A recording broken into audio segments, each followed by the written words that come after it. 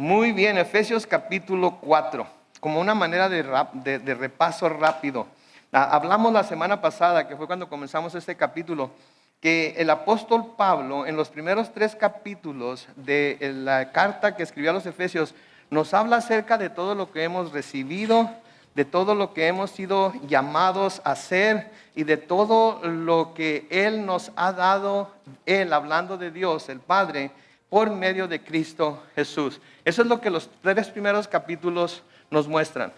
Todo lo que somos, todo lo que hemos recibido, todo lo que Dios nos ha dado en Cristo Jesús. Y creo que si tomamos esos 3 capítulos en cuenta, vemos que en realidad nuestra vida en Cristo aquí en la tierra y nuestra vida en Cristo después de dejar esta tierra es algo que podemos catalogar como nada menos que glorioso. Y nos podemos gozar en ello y podemos darle gracias a Dios que a través de Cristo nos ha hecho partícipes de esas cosas que solamente se puede participar de ellas cuando hemos sido llevados por el Espíritu, cuando hemos sido tomados por Cristo y sentados en el cielo, en los lugares celestiales, en donde vamos a recibir todas estas bendiciones espirituales, ¿sí? En el capítulo 4 comienza haciendo un llamado a la iglesia de Éfeso. Pero creo yo que más allá de la iglesia de Éfeso, comienza haciendo un llamado a los cristianos de aquel tiempo y a los cristianos de nuestros tiempos que todavía somos parte de la iglesia. Y si se acuerdan, en los versículos 1 al 6 de Efesios 4, nos llama a vivir una vida o a caminar como es digno del llamamiento que hemos recibido de Cristo. Una vida que es digna del llamamiento que hemos recibido de Cristo. En otras palabras, una vida que manifieste, que diga, que hable acerca de que hemos recibido, hemos aceptado ese llamamiento que Cristo ha hecho sobre nosotros. Porque al aceptar ese llamamiento, nuestra vida toma un cambio, nuestra vida toma un giro y empieza a ser algo completamente diferente de lo que era antes de haber aceptado el llamamiento de Cristo. Creo que todos podemos dar testimonio de ello. Y nos da ciertas características que esa vida, ahora en Cristo, recibida por ese llamamiento que se nos ha dado, empieza a manifestarse en diferentes formas. Por ejemplo, en el versículo 2 de Efesios 4 nos llama a ser humildes, nos llama a ser mansos, nos llama a ser tolerantes, pacientes unos con otros en amor, ¿verdad? Eso es lo que el cristiano es llamado a ser. Ahora todos sabemos que algunos de estos atributos, algunas de estas características en diferentes puntos de nuestra vida y en diferentes etapas de nuestra vida son más difíciles llevar a cabo que en otras. Pero conforme vamos madurando en el Señor y conforme vamos siendo dirigidos más y más por el Espíritu Santo, empezamos a manifestar estas características en nuestras vidas. Nos hacemos más humildes porque sabemos de dónde vinimos. Amén. Sabemos de dónde nos sacó el Señor. Nos hacemos también mansos, ¿verdad? Porque ya no reaccionamos como reaccionábamos antes a los ataques de la gente, a las cosas que se dicen, a las cosas que se hacen, ¿verdad? Vamos siendo transformados poco a poco, tolerantes. Nos toleramos unos a otros. Aun cuando tengamos diferentes puntos de vista acerca de ciertas cosas, de todas maneras seguimos amándonos y tolerándonos porque las cosas en las que tenemos diferencias quizás no sean tan significantes como en otro tiempo hubiéramos pensado. Pacientes, algunos más pacientes que otros, ¿verdad? Yo en esa área todavía tengo que pedirle al Señor mucha paciencia, pero me está transformando y me está haciendo más paciente. Y luego el amor que sentimos los unos por los otros se multiplica también. Amamos a gente que nunca pensábamos que podíamos amar. Amamos a gente que nunca habíamos conocido antes, pero porque sabemos que son hermanos en Cristo, tenemos esa conexión con ellos, tenemos ese amor con ellos. Que así como Cristo nos amó a nosotros, debemos amarnos los unos a los otros. Y luego nos dice ahí en el versículo 3, algo que es muy importante para nosotros como cristianos, y algo que manifiesta esa vida que es digna del llamamiento que hemos recibido, nos exhorta a mantener la unidad del Espíritu en el vínculo de la paz. Nos exhorta a mantener la unidad del Espíritu en el vínculo de la paz. Noten lo que dicen los versículos 4 y 5 de Efesios 4. Así como ustedes fueron llamados a una sola esperanza, hay también un cuerpo, que está hablando del cuerpo de Cristo que es la iglesia, y un espíritu, un Señor, una fe, un bautismo, y un Dios y Padre de todos, el cual está por encima de todos, actúa por medio de todos y está ¿en qué? En todos. Entonces ese Padre, ese único Padre, ese Espíritu está en cada uno de nosotros, actúa en cada uno de nosotros, se mueve en cada uno de nosotros y nos mueve a cada uno de nosotros. ¿Sí? Ahora, creo que en los versículos que siguen, Pablo, inspirado por el Espíritu Santo, ¿sí?, les va a decir a ellos, nos va a decir a nosotros, nos va a explicar por qué la importancia de esa unidad a los que somos llamados a mantener. Nos va a explicar por qué es tan importante que mantengamos esa unidad. Porque podríamos decir, ok, ya recibimos a Cristo, ya somos salvos, entonces yo puedo vivir mi vida separado, haciendo lo que quiera hacer o donde quiera estar o lo que sea. Pero Pablo nos llama a mantener unidad en el Espíritu. Y hay una razón muy importante por la que debemos buscar mantener esa unidad. Y quiero decirles desde ahorita que una de las razones más importantes es porque nos necesitamos los unos a los otros. Nos necesitamos los unos a los otros y cada uno de nosotros tiene algo que contribuir para que el cuerpo de Cristo, sea la iglesia, crezca y crezca de una manera saludable. Todos y cada uno de nosotros tenemos algo que dar, algo que Dios nos ha dado a nosotros, que ahora nosotros debemos usar y dar también a su iglesia, a su esposa, a su cuerpo, para que ese cuerpo pueda crecer y mantenerse saludable. Ninguno de nosotros ha sido llamado a vivir esta vida, no se nos ha dado ese llamamiento para que ahora podamos nosotros estar bien tranquilos, sentados en la banca, esperando a ver si soy llamado o no soy llamado, esperando a que el coach nos diga que es tiempo de entrar o no. Todos debemos de estar constantemente dándonos cuenta que el Señor nos ha llamado a entrarle al juego, por así decirlo, y Él nos ha dotado de ciertos atributos, de ciertas habilidades para que podamos usarlas dentro de ese juego. Y creo que eso es lo que va a darnos aquí enseguida, porque noten cómo comienza en el versículo 7 del capítulo 4.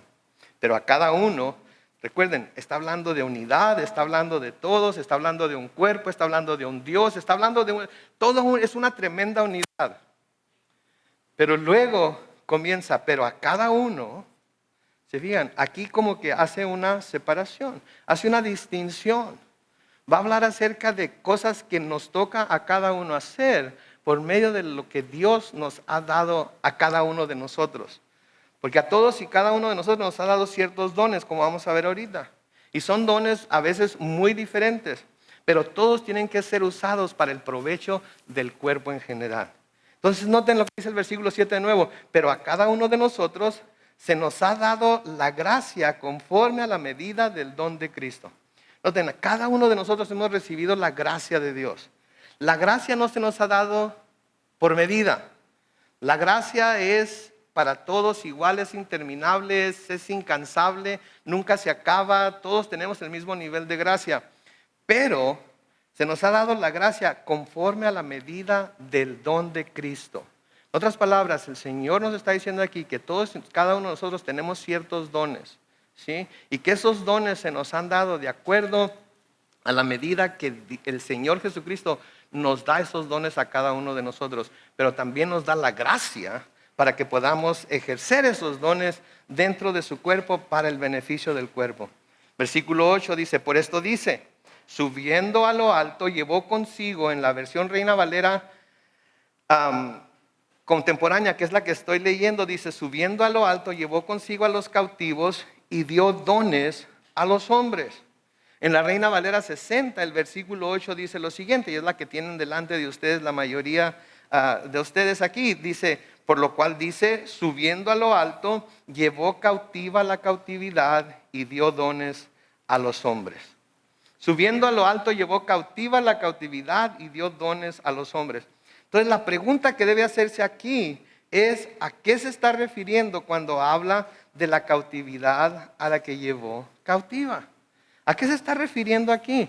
Tenemos que saber a qué se está refiriendo cuando habla de esta cautividad para saber cómo es que ahora puede darnos dones. Ahora, la imagen que se presenta aquí es una imagen muy clara de lo que hacían los reyes en aquellos tiempos. Cuando un rey iba y conquistaba otro pueblo, lo que hacía era que tomaba el botín que había logrado obtener del otro pueblo, tomaba cautivos y los llevaba a su ciudad, o a su país o a su tierra. Y cuando el rey o general entraba, llegaba a su tierra o ciudad o país, hacían un desfile. En ese desfile iban todos aquellos que habían tomado prisioneros. Después iba todo el botín que el rey había logrado. Y después iba el rey o el general marchando, haciendo alarde, por así decirlo, de los que había derrotado, de los enemigos que había derrotado y de todo el botín que les había quitado. ¿Sí? Esta es la misma imagen que tenemos aquí, pero ahora de Jesucristo. El Señor Jesucristo vino a la tierra, el Señor Jesucristo libró una lucha, una batalla contra Satanás y contra sus huestes, contra el pecado y contra la muerte, ¿sí? Y capturó, como vamos a ver ahorita, más adelante, capturó aquello que tenía capturado, cautivada la humanidad, los liberó de esa cautividad. Y después de liberarlos de esa cautividad, les dio dones a los hombres para que ahora esos dones puedan ser usados para su honra, para su gloria, para el fortalecimiento de su cuerpo que es la iglesia y para que todos crezcamos en el conocimiento de Él y podamos ir, como nos dice Pablo, de triunfo en triunfo por medio de Jesucristo. ¿Sí? Entonces, ¿qué es esa cautividad? ¿De dónde viene esa cautividad? ¿Qué es lo que está hablando? Noten lo que nos dice el escritor de la carta a los Hebreos. En Hebreos capítulo 2, los versículos 14 y 15. Hebreos capítulo 2, versículos 14 y 15. Noten lo que dice. Así como los hijos eran de carne y hueso, también Él, hablando de Jesús, era de carne y hueso. Para que por medio de la muerte, de su muerte, de la muerte del Hijo de Dios, de la muerte de Cristo, destruyera al que tenía el dominio sobre la muerte, es decir, al diablo. Y de esa manera librara a todos los que por temor a la muerte toda su vida habían sido sometidos a esclavitud. ¿Se dieron cuenta de eso? ¿Se dieron cuenta de lo que dice ahí? Jesús, por medio de su muerte, destruyó al que tenía dominio sobre la muerte, es decir, al diablo. Y de esa manera libró a todos los que por temor a la muerte toda su vida habían estado sometidos a esclavitud. Estaban siendo cautivados por Satanás, estaban siendo cautivados por sus huestes, estábamos en una prisión de pecado y de muerte, de la cual Jesús, por medio de su muerte, nos liberó. Cuando Jesús murió y descendió a la tumba, tomó cautiva esa cautividad, la dominó, tuvo victoria sobre ella, pudo librarnos de ese poder que la muerte, el pecado y Satanás tenía sobre nosotros que hemos creído en el Señor Jesucristo. Lo llevó cautivo, lo cautivó, lo capturó. Y ahora, porque Él ha vencido, puede darnos dones a nosotros. Pero fue por la victoria que Él logró. De esa cautividad es la que está hablando aquí. ¿Sí? En 1 Corintios capítulo 15. Los versículos 55 a 57, hablando de la resurrección de Jesús, una vez que resucitó de los cuerpos, de los muertos, y que explica lo que va a suceder con nosotros también durante la resurrección. 1 Corintios 15, 55 dice: ¿dónde está, oh muerte, tu aguijón? ¿Dónde, oh sepulcro, tu victoria? Porque el pecado es el aguijón de la muerte y la ley es lo que da poder al pecado. Versículo 57, noten. Pero gracias sean dadas a Dios de que nos da la victoria por medio de ¿quién? De nuestro Señor Jesucristo. La victoria de Cristo llevó cautiva la cautividad que nos tenía cautivos a nosotros, sometidos al pecado por el temor a la muerte, y después de eso nos dio dones. Nos ha dado dones a cada uno de nosotros, así como se manifiesta en esa ilustración que les di. Ese es Cristo, ¿sí? Por eso Pablo de nuevo nos dice en Colosenses capítulo 2, los versículos 13 al 15, lean conmigo. Antes ustedes estaban muertos en sus pecados, aún no se habían despojado de su naturaleza pecaminosa, pero ahora Dios les ha dado vida juntamente con Él y les ha perdonado todos sus pecados. Noten por favor el versículo 14 y 15. Ha anulado del acta de los decretos que había contra nosotros y que nos era adversa, la quitó de en medio y la clavó en la cruz. Desarmó además a los poderes y las potestades y los exhibió públicamente al triunfar sobre ellos en la cruz. Entonces el Señor Jesucristo viene. El Señor Jesucristo libra esta lucha contra Satanás y sus huestes, contra el pecado y contra la muerte. El Señor vence a Satanás y sus huestes, el pecado y la muerte. Y ahora como rey victorioso, ahora como general victorioso, puede impartir dones a su pueblo. Puede impartir dones a su pueblo para que lleven a cabo la obra que Él les ha dejado aquí en la tierra para que hagan. Noten la segunda parte del versículo 8. Y dio dones a los hombres. Dio dones a los hombres. Pablo está citando aquí el Salmo 68 y el versículo 18, en donde dice: subiste a lo alto, cautivaste la cautividad y tomaste dones para los hombres. En otras palabras, el Señor nos liberó de la cautividad en la que estábamos bajo Satanás para que ahora podamos usar todas esas habilidades, todos esos atributos, todos esos dones que Él nos ha dado para su honra y su gloria. Porque antes usábamos todas nuestras habilidades, usábamos todos nuestros atributos, usábamos toda nuestra inteligencia, usábamos todo lo que éramos, lo usábamos para servirle ¿a quién? A Satanás. Los usábamos para este mundo. Los usábamos para lograr nuestros objetivos, los usábamos para lograr nuestros propios sueños, nuestros propios deseos que a menudo son muy egoístas. Ahora hemos sido liberados de esa cautividad y se nos han dado dones, ¿sí?, que podemos usar para la honra y gloria de Dios. Entonces, ¿qué nos está mostrando aquí? Nos está mostrando aquí la imagen del Mesías ascendido que ha triunfado sobre la muerte, sobre Satanás y sus huestes, llevando cautivos a sus enemigos y distribuyendo dones a su pueblo. ¿Se dan cuenta de lo glorioso que es esto que Pablo nos está diciendo aquí? ¿Se dan cuenta de lo importante que es para nosotros que lo entendamos también?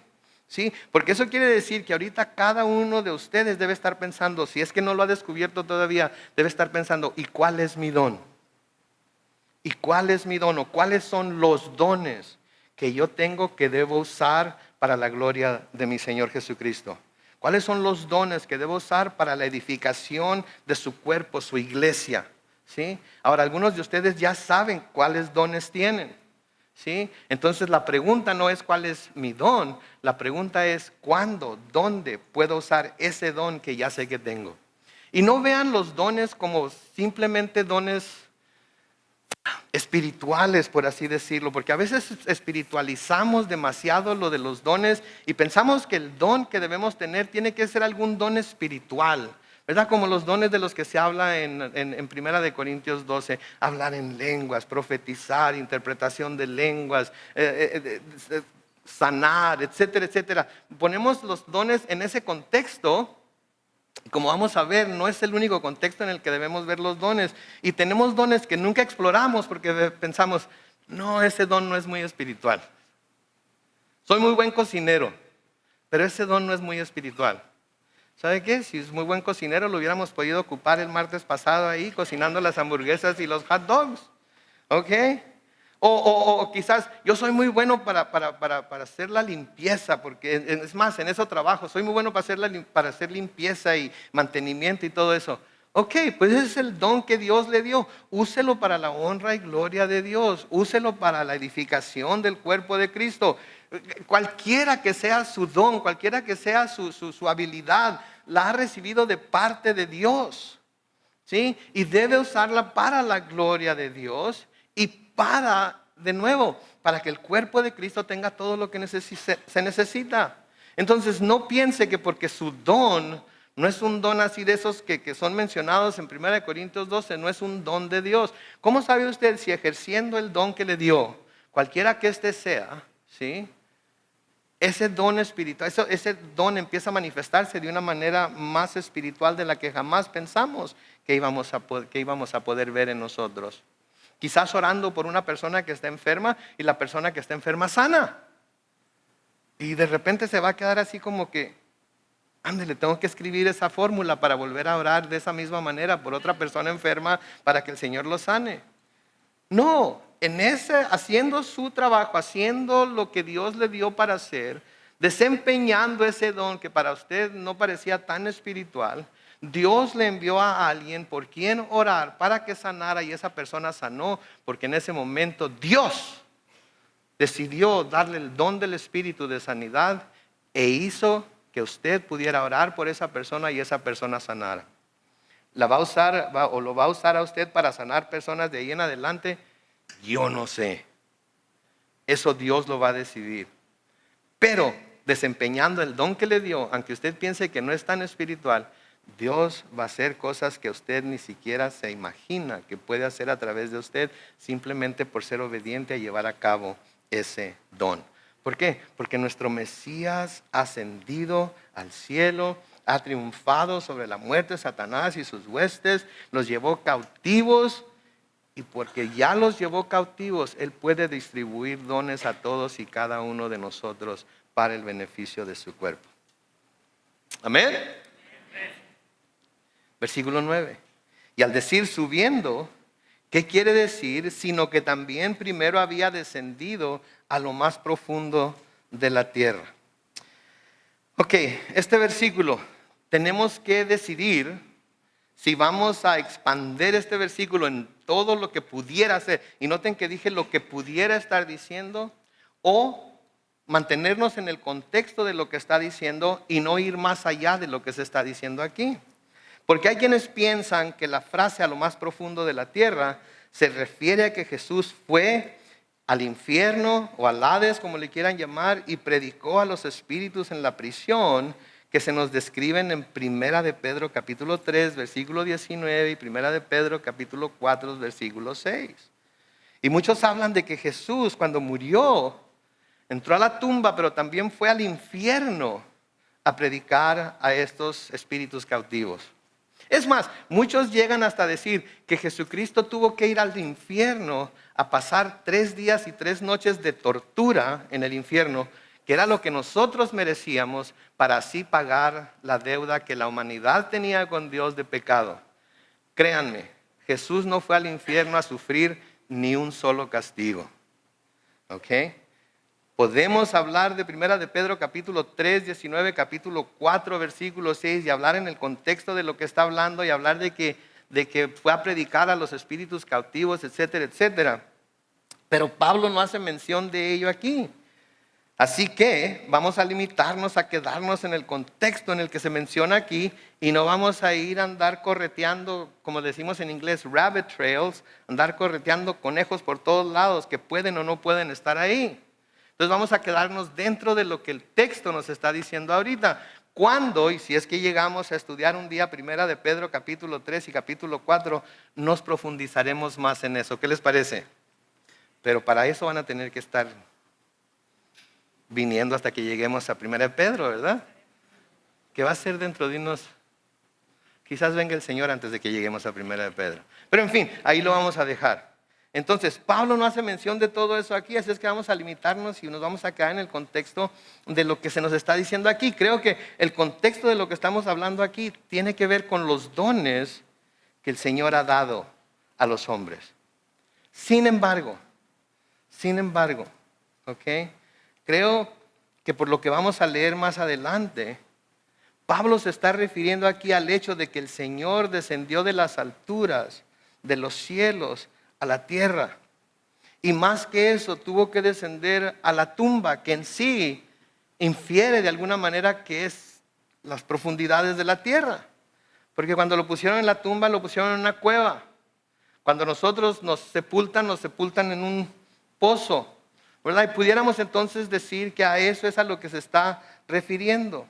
Pero más que eso, creo que aquí se está refiriendo al hecho de que el Señor descendió de las alturas de los cielos a la tierra, descendió a la tumba, pero más que eso creo que está señalando que dejó su gloria en los lugares celestiales para venir a salvarnos. Creo que en contexto eso es a lo que se está refiriendo Pablo aquí, ¿sí? Porque debemos reconocer, ¿sí?, que en su encarnación es la mejor ilustración que tenemos de las profundidades a las que tuvo que descender nuestro Señor Jesucristo para salvarnos. de las profundidades y el nivel de humillación que tuvo que sufrir como Dios para venir a salvarnos. Porque este hombre, que ahora es hombre, ¿sí?, estaba con Dios en el principio. Y era Dios en el principio. Y gozaba de toda la gloria de Dios en el principio, como nos dice Juan 1:1. Pero decidió dejar su trono en gloria. Decidió dejar ese lugar de exaltación para venir a la tierra y ser como cada uno de nosotros. Por eso Pablo les escribe a los filipenses y les dice, noten, en Filipenses capítulo 2, los versículos 5 al 8, que haya en ustedes el mismo sentir que hubo en Cristo Jesús, quien siendo en forma de Dios, no estimó el ser igual a Dios como cosa que aferrarse, sino que se despojó a sí mismo y tomó forma de siervo y se hizo semejante a los hombres. Y estando en la condición de hombre, que ya es suficiente humillación para el Dios creador de los cielos y la tierra, el Dios del universo, estando ya en la condición de hombre, se humilló a sí mismo y se hizo obediente hasta la muerte, y no solamente cualquier muerte, sino muerte de cruz. ¿Cuál fue el resultado de ello? Versículo 9, por lo cual Dios también lo exaltó, que es de lo que Pablo nos está hablando aquí en el contexto de lo que estamos leyendo, hasta lo sumo. Y le dio un nombre que es sobre todo nombre, para que en el nombre de Jesús se doble ¿cuántas rodillas? Todas, de los que están en los y los que están en y toda lengua confiese que Jesús es el Señor, para gloria de Dios el Padre. Bien, ahí está, el que descendió hasta la tierra. El que se humilló al punto de ser como uno de nosotros. El que se limitó a vivir en un cuerpo físico como el nuestro, débil como el nuestro. ¿Sí? Descendió y se humilló a sí mismo al grado de ser obediente hasta la muerte y muerte de cruz. Pero por su obediencia, ¿cuál fue el resultado? Que fue exaltado. ¿Sí? Eso es de lo que está hablando Pablo. Eso es de lo que nos está hablando Pablo aquí, de la humillación de Cristo, pero también de la exaltación de Cristo por encima de todos y cualquier cosa que se quisiera comparar con Él. Porque no hay nada que se pueda comparar con Él. No hay nada que se pueda comparar con la humillación que Él sufrió, pero no hay nada que se pueda comparar con la exaltación que Él recibió tampoco. Y lo que me asombra a mí es que Él esté dispuesto a llevarnos a nosotros y bendecirnos con bendiciones espirituales en los lugares celestiales en donde Él está. Porque así como Él se hizo uno de nosotros, ahora sí Él nos va a convertir, nos va a transformar, nos va a hacer en alguien, en personas semejantes a Él, con un cuerpo glorificado, con un cuerpo completamente nuevo, con un cuerpo completamente diferente, libre de pecado, libre de muerte, libre de todo lo que sufrimos aquí en la tierra, y nos va a sentar en los lugares celestiales con Él, en donde a propósito Él ya nos ve, según lo que ya estudiamos en el libro de Efesios. Noten el versículo 10. El que descendió es el mismo que también ascendió por encima de todos los cielos para llenarlo, ¿cuánto? Todo. El que descendió, que es Jesús, es el mismo que también ascendió por encima de todos los cielos para llenarlo todo. Señor Jesucristo está por encima de todos los cielos. Se habla del primer, segundo, tercer cielo. La Biblia nos habla del tercer cielo. He estado viendo toda esta semana y fin de semana, no sé si ustedes están viendo documentales acerca de la llegada del hombre a la luna, ¿sí? Y he estado viendo todo tipo de película y videos y fotos y todo de lo que es la luna y de lo que es la tierra, etcétera, etcétera. Y es algo glorioso ver lo que Dios ha creado, ¿no es cierto? Y Él está por encima de todo. Piensen en eso, Él está por encima de todo eso. Él está más allá de todo eso, más de lo que el hombre pueda ver a través del telescopio más poderoso que pudiera inventar. Él está más allá de todo eso, y es a donde Él ha decidido llevarnos a nosotros también para compartir su gloria con nosotros cuando estemos en su presencia. Eso a mí me llena de asombro, eso a mí me llena de Señor, pero ¿cómo es posible? Por eso vino, por eso se humilló, para pagar la deuda que nosotros teníamos que no podíamos pagar, para que pudiéramos ahora a través de Él obtener todo esto de lo que Pablo nos ha estado hablando en Efesios. Entonces el que descendió es el mismo que también ascendió por encima de todos los cielos para llenarlo todo.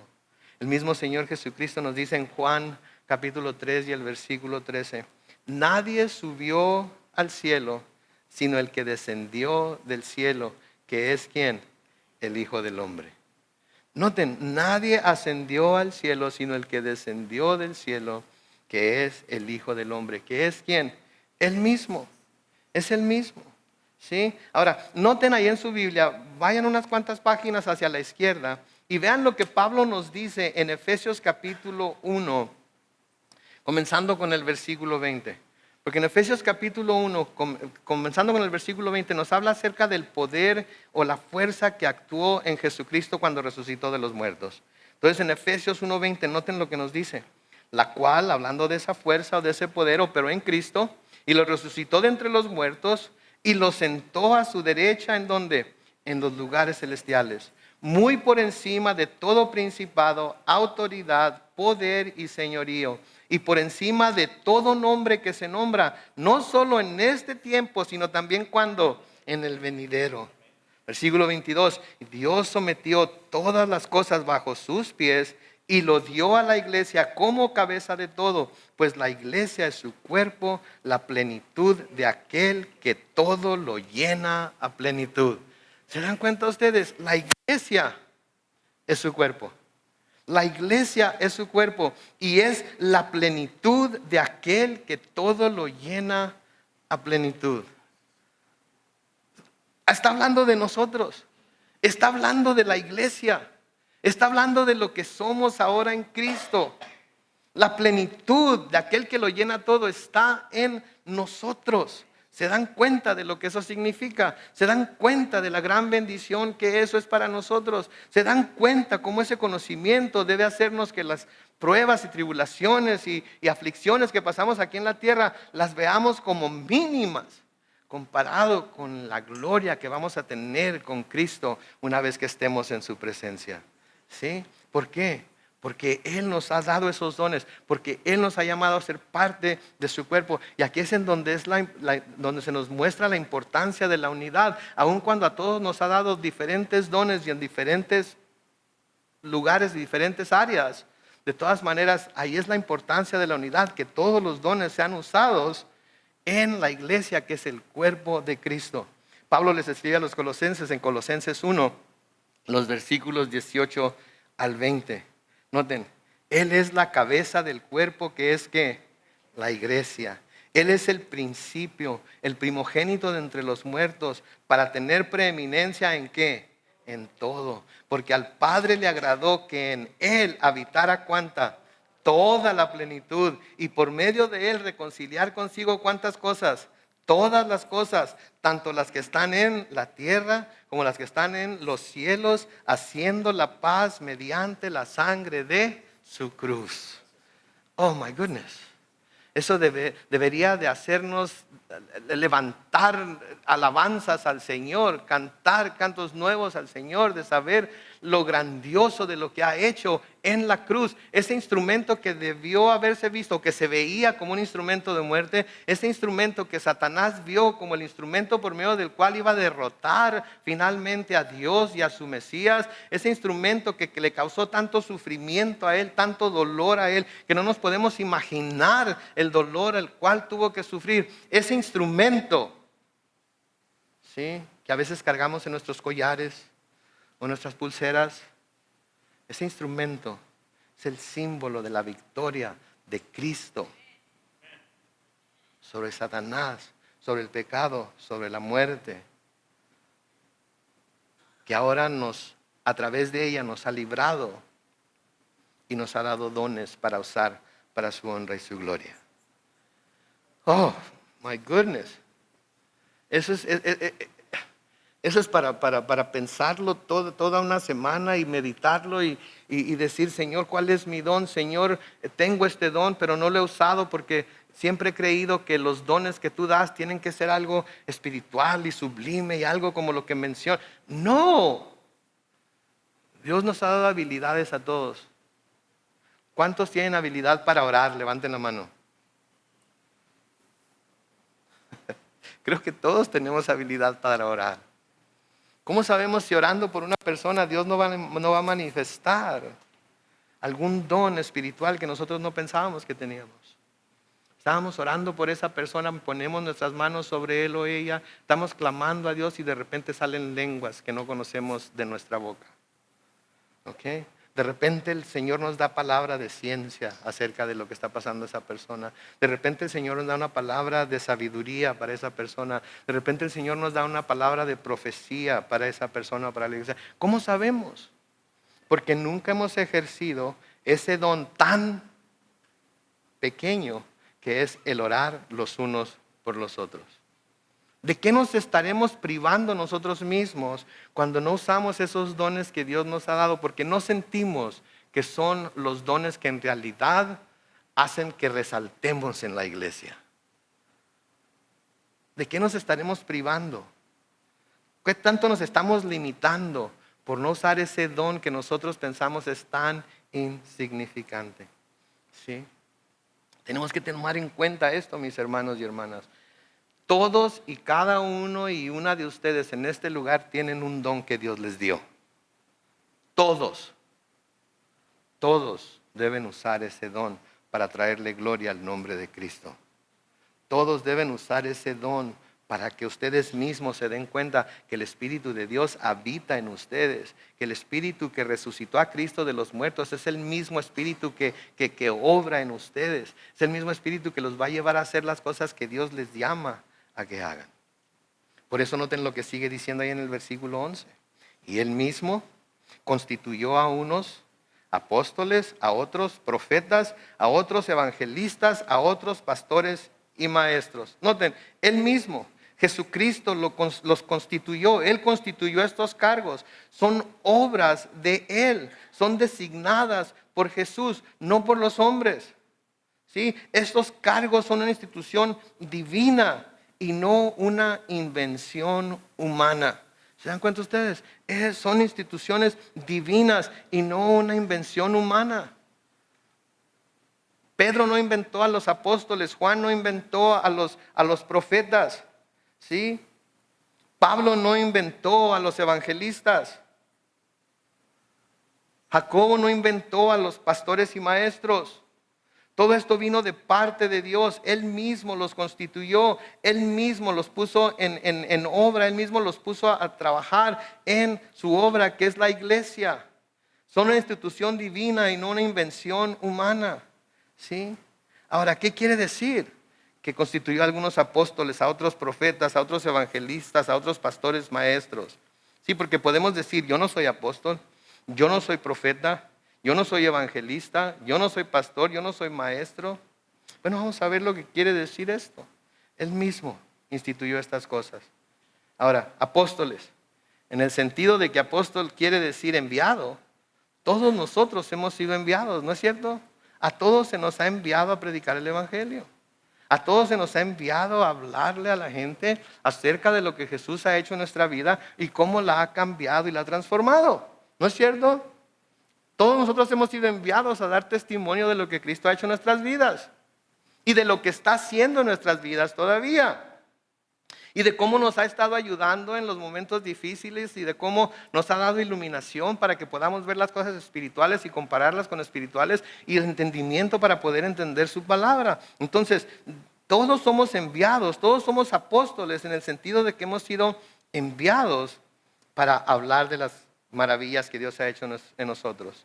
Sin embargo, no se nos ha dado la autoridad ni responsabilidad que se les dio a los primeros 12. Y al hablar de 12 no estoy hablando de los 12 que Jesús escogió, porque sabemos que uno se fue, ¿verdad? Que era Judas, pero ¿quién tomó su lugar? Pablo, ¿verdad? Pablo tomó su lugar como apóstol.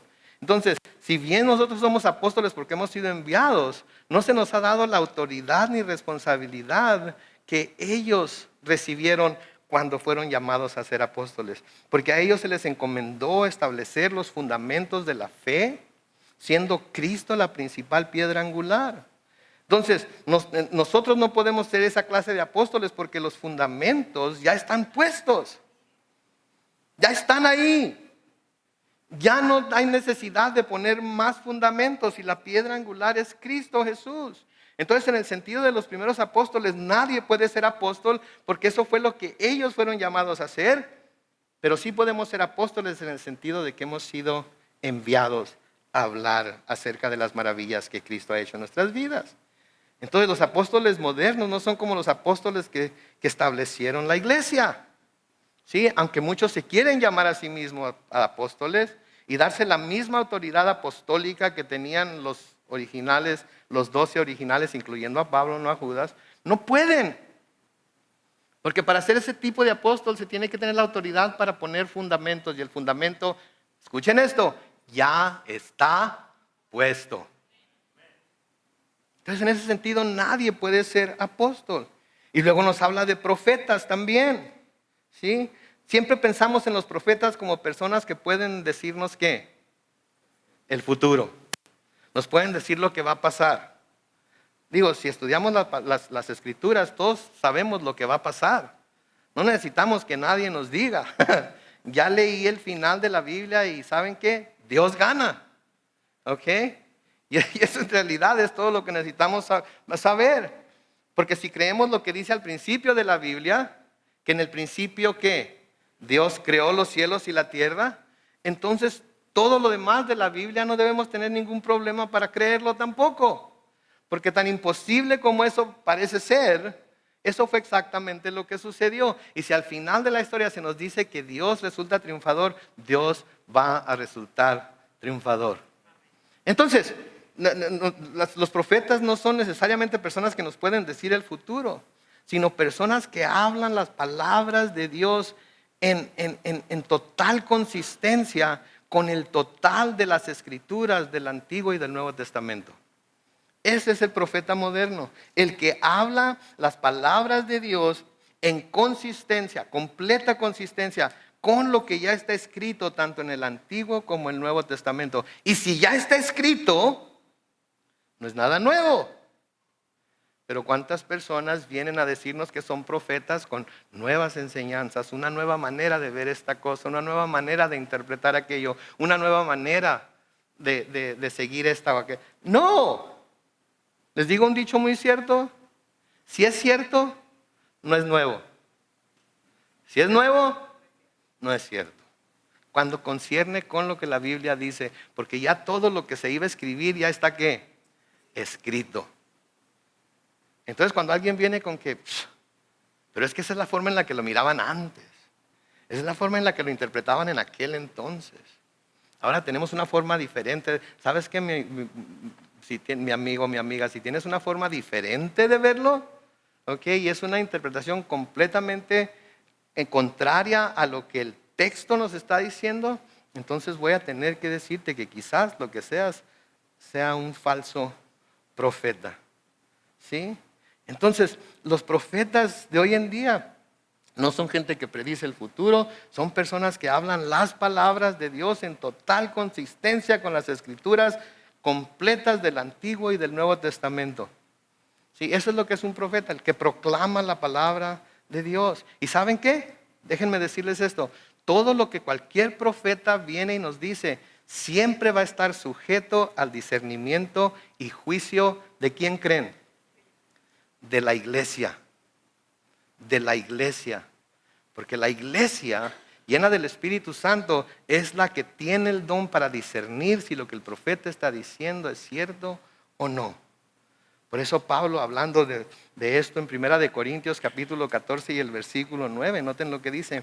De la misma manera que hablen 2 y hasta 3 profetas y que los demás ¿qué? Juzguen lo dicho. Entonces alguien se para y da una palabra profética. Los demás, ¿qué hacemos? Señor, confirma en mi corazón que lo que este hermano profeta está diciendo es verdad y de acuerdo a tu palabra. Señor, no entiendo por qué está hablando este hermano así, pero parece ser algo que está pasando en mi vida y él o ella no tiene manera de saber lo que está pasando en mi vida, así es que confirma que lo que está hablando es para mí. Ha habido mucha gente que viene y me dice a mí, pastor, tengo una profecía para usted. Ok, aviéntesela. No, pues fíjese que el Señor me dijo esto, esto y esto y aquello.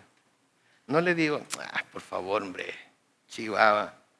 No fue el Señor, fue la pizza que se comió ayer, que ya tenía como 3 días en el refrigerador. No, le digo, ¿sabe qué? Gracias. Voy a orar acerca de ello y le voy a pedir a Dios que me lo confirme a mí también. ¿Sí? Eso es lo que debemos hacer, porque nosotros no sabemos si esa persona en realidad recibió algo de Dios para nosotros. Entonces no debemos de desechar las profecías, debemos pasarlas o ponerlas bajo la luz de lo que las Escrituras dicen y pedirle a Dios que nos revele si la profecía que se nos está diciendo es cierto o no, viene de Él o no.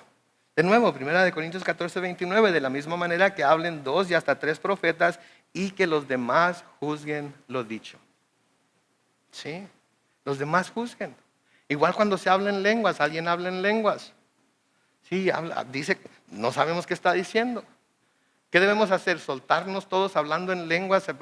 No, debemos de pedirle al Señor que por su Espíritu nos dé discernimiento o a alguien reciba el don de interpretación de esa lengua para que toda la iglesia pueda ser edificada. Sí, pero no agarrándonos todos repitiendo lo mismo simplemente porque queremos manifestar ese don. Ahora, ¿existe el don de lenguas? Claro que existe. Todos los dones espirituales existen. Pero todos deben hacerse, ¿cómo? Ordenadamente. Perdón, me perdí. Y en orden, ¿ok? Entonces, eso es lo que debe hacer. De la misma manera que los apóstoles, los profetas modernos no hablan con el mismo sentido de autoridad que los profetas del primer siglo, los cuales trajeron los fundamentos de la palabra de Dios. Y luego nos habla de evangelistas. De nuevo, en cierto sentido, todos somos llamados a predicar las buenas nuevas de salvación en Cristo Jesús, ¿no es cierto? Todos somos llamados a predicar el evangelio, ¿sí? Pero no se puede negar que hay quienes Dios les da un don específico, les da una unción especial para predicar el evangelio y alcanzar a miles de personas. Todos somos evangelistas, pero no todos somos evangelistas como Billy Graham. No es cierto que alcanzó no a miles, sino a millones de personas. O Greg Laurie, por ejemplo, de Harvest en Riverside. O Luis Palau, por ejemplo. Sí, que son personas que Dios ha ungido para llevar el mensaje a millares de personas y millares se convierten en un solo servicio. Sin embargo, todos somos llamados de nuevo a predicar el evangelio. Y luego pastores y maestros. O pastores maestros. Hay algunos comentaristas que dicen que estos no son dos oficios, pastor y maestro, sino pastor maestro. Los dos quedan en una sola categoría como pastores maestros, pastores que enseñan. Sí, estos hombres son, en primer lugar, personas que pastorean el rebaño de Dios, pero las pastorean a través de la enseñanza de la palabra de Dios. ¿Sí? Entonces el pastor maestro enseña la palabra de Dios como el camino que las ovejas deben seguir para poder entablar primeramente, pero luego también mantener su relación con Dios. Sí, el pastor no es el que llega y dirige y hace, el pastor es el que enseña el camino. El pastor es el que no arrea chivas o vacas, pastorea ovejas con mansedumbre y amor y, ay Señor, ¿por qué me traes esta palabra a la mente cada vez? Paciencia. Oren por mí, por favor. Gracia, etcétera, etcétera. Les enseña la palabra para que digan, hombre, ese es el camino por el que yo debo ir. Ese es el camino que debo seguir. Eso es lo que debo estar haciendo en mi vida. ¿Sí? Y esa es una de las cualificaciones que Pablo da, de hecho, para aquellos que quieren ser obispos o pastores en la iglesia. En primera de Timoteo, el capítulo 3, los versículos 1 y 2, dice, esta es palabra fiel. Si alguno anhela ser obispo, que también puede ser la función de pastor, desea una buena obra. Pero es necesario que el obispo sea irreprensible y que tenga una sola esposa, que sea sobrio, prudente, decoroso, hospedador, apto para qué? Apto para enseñar. Y esa es la única diferencia, por ejemplo, entre las cualificaciones de los diáconos y de los obispos. Que los diáconos no son necesariamente llamados a enseñar. Sin embargo, todos los atributos que tiene que tener el diácono los tiene que tener el obispo, más la habilidad para enseñar.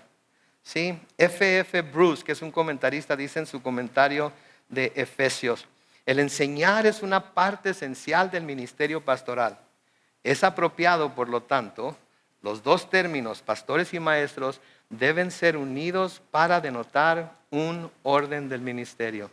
En otras palabras, el pastor debe también ser maestro. ¿Sí? Y noten, todos estos dones son dados bajo discreción de Jesús, obrando por medio del Espíritu Santo. O sea que Él decide a quién le da qué don. Podemos desear ciertos dones, podemos pedir ciertos dones, pero Él es el que decide y no nos da a todos los mismos dones. Noten lo que dice 1 Corintios capítulo 12. 1 Corintios capítulo 12, comenzando con el versículo 4. Dice: ahora bien, hay diversidad de dones, pero el Espíritu es ¿qué? El mismo. Hay diversidad de ministerios, pero el Señor es ¿qué? El mismo. Hay diversidad de actividades, pero Dios que hace todo en todos es ¿qué? El mismo. Versículo 7. Pero la manifestación del Espíritu le es dada a cada uno para provecho. Versículo 8.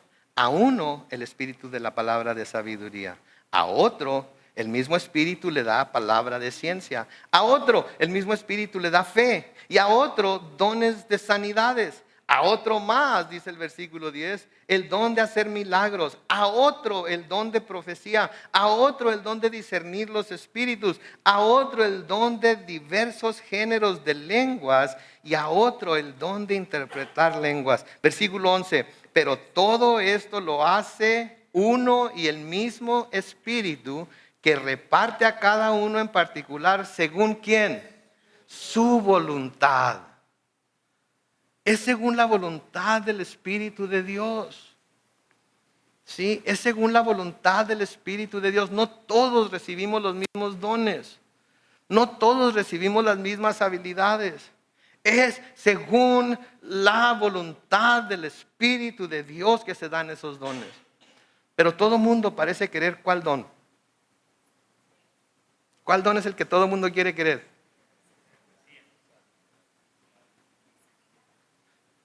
Lenguas, sanidad, milagros. ¿Por qué? Porque son vistos. Porque exaltan a la persona que tiene esos dones por encima de quien no los tiene. Y por eso muchas... ¿Cómo? Hermana, ¿usted todavía no habla en lenguas? ¿En serio? ¿Cuánto tiempo tiene de cristiana? Y ya fue bautizada con el Espíritu Santo, porque si fue bautizada por el Espíritu Santo, tiene que hablar en lenguas. Y si no habla en lenguas, entonces no fue bautizada por el Espíritu Santo. No, mis hermanos, a todos nos da diferentes dones. ¿Sí? Todos nos da diferentes dones. Y es importante para la iglesia que todos estos oficios de los que habla Pablo aquí en Efesios y estos dones de los que habla en Primera de Corintios estén en operación siempre. ¿Y cuál es la razón por la que estos oficios y estos dones deben existir en la iglesia? ¿Cuál es? Versículo 12. Porque por medio de ellos se va a perfeccionar a los santos.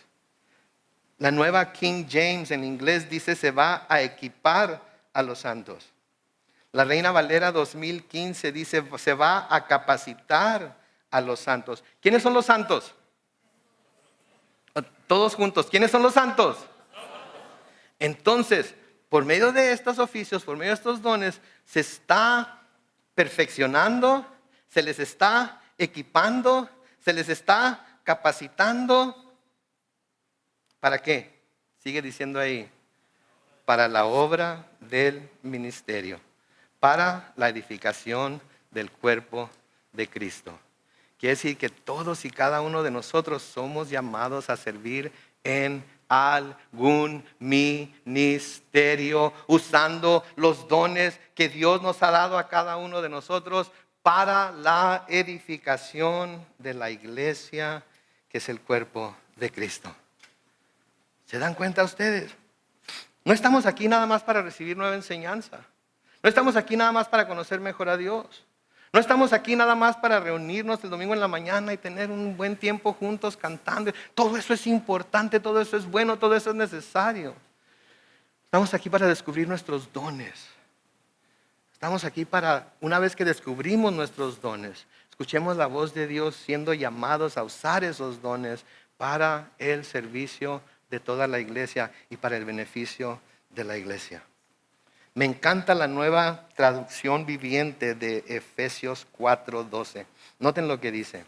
Ellos, hablando de las personas que hablamos, tienen la responsabilidad de ¿qué? De preparar al pueblo de Dios. ¿Para qué?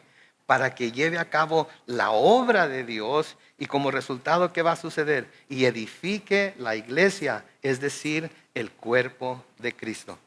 Ahorita ustedes están siendo preparados. Están siendo equipados, están siendo perfeccionados, están siendo instruidos para que cuando salgan de aquí y cuando estén aquí, ¿hagan qué? La obra del ministerio. La obra del ministerio. Todos debemos estarnos ministrando los unos a los otros. ¿Sí? Yo estoy cumpliendo con mi responsabilidad. Amén. No están muy convencidos de que yo esté cumpliendo con mi responsabilidad. A ver otra vez. Yo estoy cumpliendo con mi responsabilidad. Amén. Amén. Gloria a Dios. Quiere decir que nadie tiene una excusa. Quiere decir que nadie tiene excusa. ¿Se dan cuenta de lo que están diciendo? ¿Se dan cuenta de lo que? Nadie tiene excusa. Desde el más grande hasta el más chico, del más anciano hasta el más joven. Todos se nos ha dado dones que debemos usar dentro de la iglesia como el cuerpo de Cristo para la edificación del mismo, para el fortalecimiento del mismo. Y no tiene que ser necesariamente estar aquí enfrente predicando o acá enfrente cantando o allá atrás con el sonido. Hay variedad de dones y habilidades que Dios nos ha dado a todos para servir. Lean conmigo lo que Pablo les escribe a los romanos. En Romanos capítulo 12, los versículos 4 al 13, y con esto vamos a terminar. Le voy a pedir al grupo de alabanza que por favor pase al frente. Romanos capítulo 12, los versículos 4 al 13, dice, ¿por qué? Así como en un cuerpo hay muchos miembros, y no todos los miembros tienen la misma función, así también nosotros, aunque somos muchos, formamos un solo cuerpo en Cristo. Noten por favor, y cada miembro está unido a los demás. Versículo 6, ya que tenemos diferentes ¿qué? Dones, según la gracia que nos ha sido dada. Noten por favor, si tenemos el don de profecía, usémoslo conforme a la medida de fe. Si tenemos el don de servicio, sirvamos. Si tenemos el don de enseñanza, enseñemos. Si tenemos el don de exhortación, exhortemos. Si debemos repartir, hagámoslo con generosidad. Si nos toca presidir, hagámoslo con solicitud. Si debemos brindar ayuda, hagámoslo con alegría. Nuestro amor debe ser sincero. Aborrezcamos lo malo y sigamos lo bueno. Amémonos unos a otros con amor fraternal y respetemos y mostremos deferencia hacia los demás. Si algo demanda diligencia, no seamos perezosos, sirvamos al Señor con espíritu ¿qué? Ferviente. Gocémonos en la esperanza, soportemos el sufrimiento, seamos constantes en la oración, ayudemos a los hermanos necesitados, practiquemos ¿qué? La hospitalidad. ¿Se fijan ustedes? Estamos siendo preparados, estamos siendo perfeccionados, estamos siendo equipados, estamos siendo enseñados para que todo lo que aprendemos, todo lo que se nos está dando, lo usemos ¿para qué? Para el ministerio, para la obra de Dios, para la edificación del cuerpo de Cristo. Pregunta entonces, y es una pregunta que les dejo de tarea, pregúntense y pregúntenle a Dios, ¿cuál es mi don? ¿Cuál es mi don? Porque quizás no sepan cuál es su don. ¿Sí? Entonces pregúntenle a Dios, hablen con Él, Oren a Él. Díganle cuál es mi don. Si ya saben cuál es su don, entonces digan, Señor, ¿en qué ministerio debo usarlo? ¿En qué ministerio debo usarlo? Sonido, audio, video, alabanza. ¿En dónde lo debo usar? Señor, quiero usar mis dones, quiero usar el don que me has dado para la edificación de tu cuerpo, de tu iglesia.